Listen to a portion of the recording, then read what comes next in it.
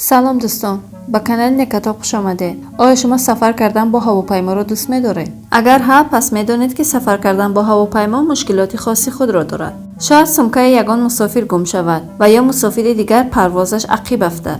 اما در سفرهای هواپیمایی دیگر حادثه‌های از این بدتر روی داده است. در این ویدیو این حادثه‌های عجیب و ترسناکی را که در وقت سفر با هواپیما روی دادن یکجایی تماشا می‌کنیم. پس تا آخر برنامه با ما باشید و لایک ماندن را فراموش نکنید.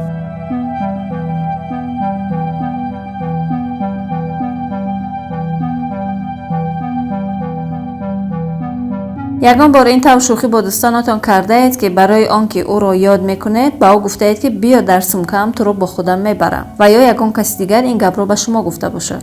اما بعضی از آدمان در حقیقت این کار را انجام میدهند. متاسفانه سببش این است که آنها میخواهند از وطن و یا زادگاه خود گریزند. این مرد ابله هم فکر میکرد که وقتی در درون چمدان محکم شود بازرسی هواپیما او را پیخست نخواهد کرد. اما او خطا کرد. این حادثه در فرودگاه لینه در پایتخت پیرو روی داد. این مرد در سمکه یکی از دوستانش پنهان شده بود، اما پلیس با او شک کرده میخواهد که خوبتر او را بررسی کند.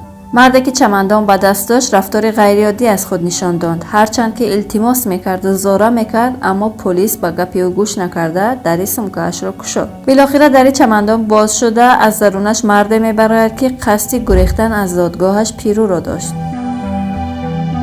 شاید شنیده باشید که در سفرهای طولانی مدت خلبان‌ها استراحت میکنند، اما یگان جای ترسش نیست، چون که این استراحت در ساعت مخصوص روی داده به جای خلبان یکم خلبان دوم پرواز را بر عهده میگیرد. اما خلبان این هواپیما داستانش تماما فرق میکند. او در پرواز 40 دقیقه در دقیقه های آخر خوابش میبرد و در فرودگاهی که باید فرود می آمد از آنجا میگذرد. این هواپیما از جزیره تسمانیای استرالیا به جزیره کینگ سفر داشت، اما هواپیما وقتی 46 کیلومتر از جزیره کینگ گذشت بعد خلبان از خوابش بیدار شد. اما شما این خلبان بیچاره را گناهکار نکنید. در 24 ساعت این هفتمین پرواز این خلبان بود. این عمل خلبان تعجب آور نیست، چون که او هم نیاز به استراحت دارد. آدمان باید به اندازه قوت خود کار کنند و برای پیشگیری از فاجعه باید استراحت کنند. حادثه نوبتی ما شاید خیلی جالب باشد. سال 1992 دو هنرپیشه میخواستند در بلندی آتشفشان کلاویا در جزیره هاوایی فیلمی را ثبت کنند. صحنه‌های این فیلم از بلندی ورتالیات ثبت میشد، اما در یک لحظه خلبان کنترل را از دست داده به همراه سرنشینان و ورتالیات به بالای کوه آتشفشان میافتند. اما خوشبختانه در آن وقت آتشفشان کلاویا غیر فعال بود و آتش‌های روشن نداشت. به هر حال سرنشینان این هواپیما به یک دام واقعی محکم شده بودند، چون که از دهانه آتشفشان برآمده نمی‌توانستند و گازهای زهرناک در حال پخش شدن بودند. در این زمان خلبان کوشش می‌کند که خود را به درون ورتالیات رساند و از آنجا به مرکز تماس می‌گیرد. این هنرپیشه ها 3 روز را بدون آب و خوراک می‌گذرانند و بعد گروه نجات به کمک آنها می‌آید. آنها را صحت و سلامت از درون کوه آتشفشان میبرند و به خانه‌هایشان میبرند. بیشک این حادثه همیشه در خاطر آنها خواهد ماند. شاید برای شما هم عجیب باشد، اما گاه پرواز یک پرنده میتواند یک هواپیما را به زمین افکند، اما این حادثه ها خیلی کم روی میدهند. این هواپیما باید از نیویورک به شهر سیاتل سفر میکرد، اما در راه با یک گروه پرنده ها روبرو شده خلبان مجبور می شود که به طور فوری برای رودخانه هادسون فرود آید. پس از چند دقیقه پرواز این هواپیما با این گروه پرنده ها روبرو شده با آنها بر میخورد و این سبب وحشت آنها می شود. خلبان زود از حالت اضطراری خود به مرکز خبر می دهد. خلبان می گوید که او هیچگاه به فرودگاه مقصدش رسیده نمی تواند و تصمیم نهایی گرفته می شود که او به طور فوری برای رودخانه هادسون فرود آید. او در حقیقت کاری فوق‌العاده می کند. او با استعداد و جرأت خود توانست جان 150 مسافر و کارگران درون هواپیما را نجات دهد. این خلبان توانست با این کارش نامش را در تاریخ ثبت کند. آدم‌ها معمولاً از آرامش ساحل‌ها لذت می‌برند و در آنجا استراحت می‌کنند، اما اگر به ساحل سنت مارین سفر کرده باشید می‌دانید که در آنجا این آرامش دیده نمی‌شود.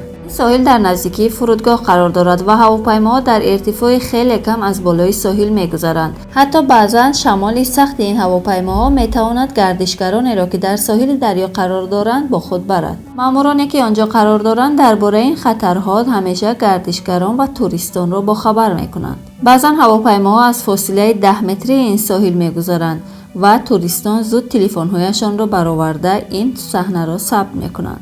البته فرآمدن هواپیماها با این فاصله پس خیلی خطرناک است و آرامش توریست‌ها را برهم می‌زند. شما اگر در چنین ساحلی باشید که هر لحظه از آن هواپیمای فرود می‌آید، آیا از تعطیلات و استراحت خود حلاوت می‌برید؟ اما خلبان واقعی نوبتی ما در حقیقت قهرمانی کرده است. 27 ایول سال 2017 خلبان اوکراینی الکساندر یاکوپوف در فرودگاه آتاتورک استانبول هواپیمای سرنشیندار را فرود آورد. این هواپیما بعد از استانبول به قبرس سفر می‌کرد، اما در بین راه ژاله می‌بارد و این ژاله شیشه حجره‌ای خلبان را می‌شکند. خلبان زود تصمیم می‌گیرد که برگردد. سرنشینان این هواپیما 121 نفر بودند. خلبان و عضو هیئت این هواپیما کاری تاریخی را انجام می‌دهند. این خلبان که میتوانست از شیشه شکسته خود بیرون را تماشا کند، با موفقیت توانست هواپیما را فرود آورد. همه کارگران فرودگاه آتاتورک الکساندر را تشویق کردند و حتی خلبان‌های دیگر هواپیما آمده دست او را فشردند و با او تبریک گفتند. و در صحنه آخر مردی را ببینید که با بالای هواپیما برآمدن می‌خواهد. خلبان در وقت پرواز در یکی از فرودگاه‌های نیگریه این حادثه عجیب را می‌بیند. این مرد اول آرامانه به هواپیما نزدیک می شود، بعد به بالای بال هواپیما برآمده از آنجا به بالای بام هواپیما می براید. مسافران که از تیره‌زای هواپیما او را مشاهده می کردند ناآرام و وحشت زده شدند، چون که در آن حالت کسی نمیدانست که این مرد ناشناس چیکار کردن می خواهد. اما خوشبختانه او دستگیر می شود و هواپیما به سفرش ادامه می دهد. این گناهکار با روش غیرعادی می خواست که از نیگریه به کشور غنا سفر کند، اما خوشبختانه بختش بلندی کرد و پیش از پرواز او را دستگیر کردند، وگرنه سرنوشتش چی شدنش الکی معلوم بود. تشکر که تا آخر برنامه با ما بودید. برای بخبر نماندن از ویدیوهای جالب نوبتی ما به کانال ابونه شوید. لایک ماندن رو فراموش نکنید.